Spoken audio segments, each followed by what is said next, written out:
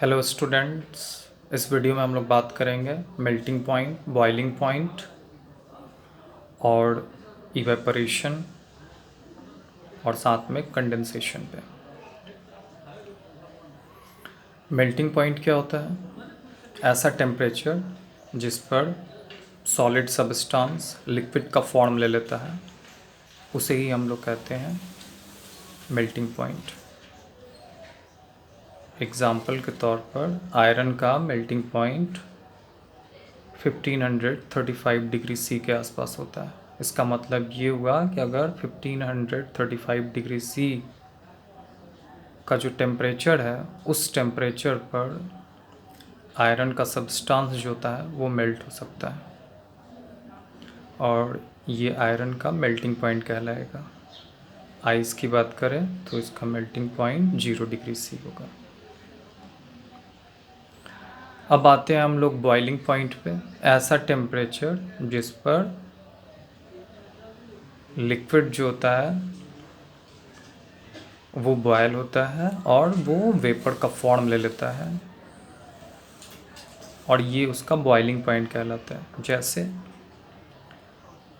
Water का boiling point 100 degree C है। अगर 100 डिग्री सी का टेम्परेचर हम लोग लें तो इस पे वाटर बॉयल होगा और वेपर का फॉर्म ले लेगा। इसी तरह से अल्कोहल का बॉइलिंग पॉइंट 78 डिग्री सी के आसपास है। अब हम लोग समझते हैं इवेपोरेशन क्या है। तो इवेपोरेशन को सिंपली हम लोग डिफाइन कर सकते हैं कि इवेपोरेशन एक ऐसा प्रोसेस है जिसमें लिक्विड जो होता है वो वेपर का फॉर्म ले लेता है। The process in which liquid takes the form of vapour, it is called evaporation. अब हम लोग ये समझते हैं कि ये इवेपोरेशन की जो घटना है वो किस तरह से हुई। जब आपने लिक्विड है उसे आपने हीट किया, इस हीट का इफ़ेक्ट क्या हुआ? हीट का इफ़ेक्ट ये हुआ कि उसका इंटरमॉलिक्यूलर फोर्स जो होता है वो ब्रेक डाउन हो गया पार्टिकल्स का, और वो पार्टिकल्स इस्केप करके एटमॉस्फेयर में बच निकलने का कोशिश करेंगे। तो इवेपोरेशन का जो प्रोसेस है उसमें दो इम्पॉर्टेंट चीज़ हैं।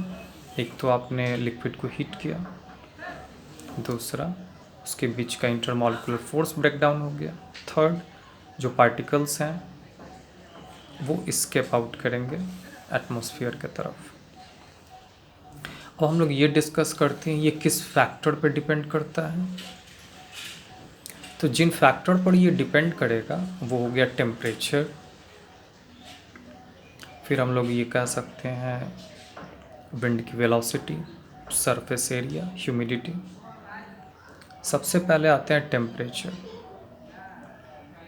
देखिए, जैसे ही हम लोग टेम्परेचर बढ़ाएंगे, टेम्परेचर बढ़ाने से जो लिक्विड के पार्टिकल्स हैं उनमें काइनेटिक एनर्जी बढ़ेगी और इस काइनेटिक एनर्जी के बढ़ने की वजह से जो पार्टिकल्स हैं वो काफ़ी तेज़ी से जो होता है वो एटमॉस्फेयर में जाने की कोशिश करेंगे। आप एक बार फिर से रिकॉल कर लीजिए, काइनेटिक एनर्जी एक्चुअली में क्या है? जब किसी पार्टिकल्स में एनर्जी मूवमेंट की वजह से अगर क्रिएट होती है तो इसे हम लोग कहते हैं काइनेटिक एनर्जी कहते हैं।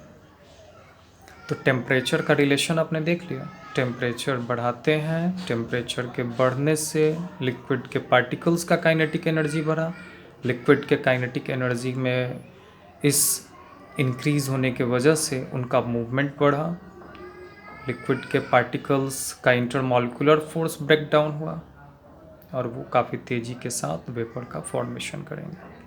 अब हम लोग आते हैं सरफेस एरिया। देखिए, जितना ज़्यादा आपका सरफेस एरिया बड़ा होगा, प्रोसेस भी वेपोरेशन का उतना ही फास्ट होगा।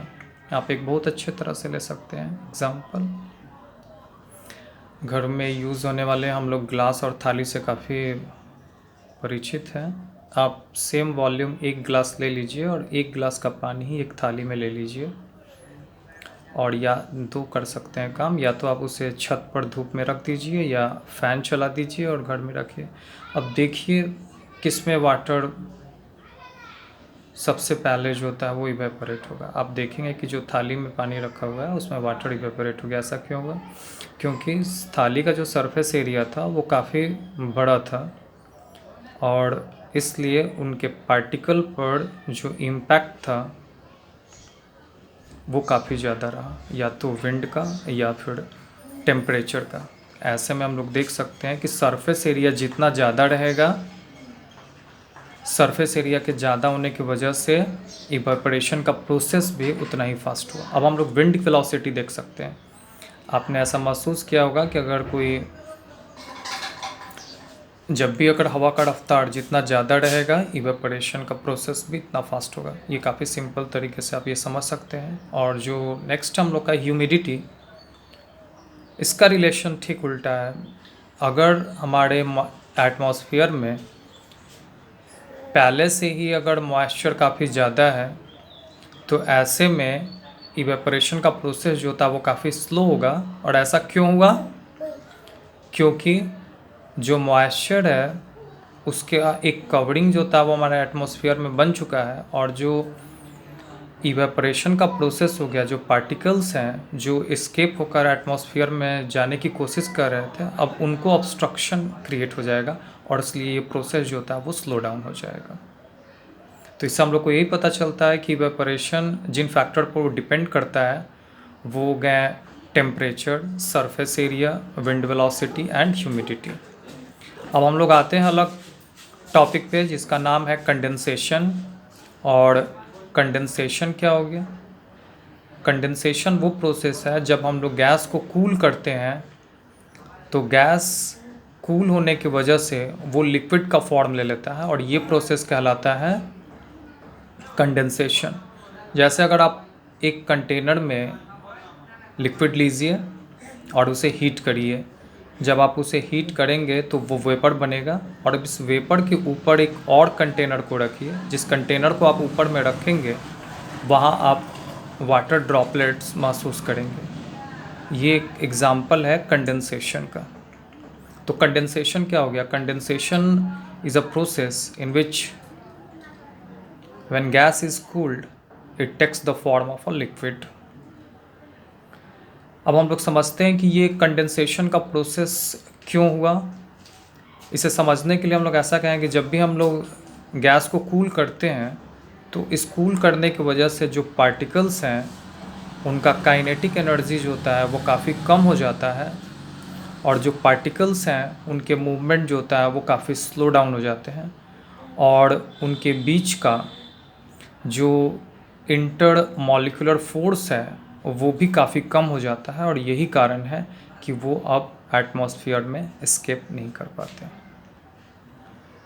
नेक्स्ट वीडियो में हम लोग कुछ और टॉपिक के साथ प्रेजेंट रहेंगे।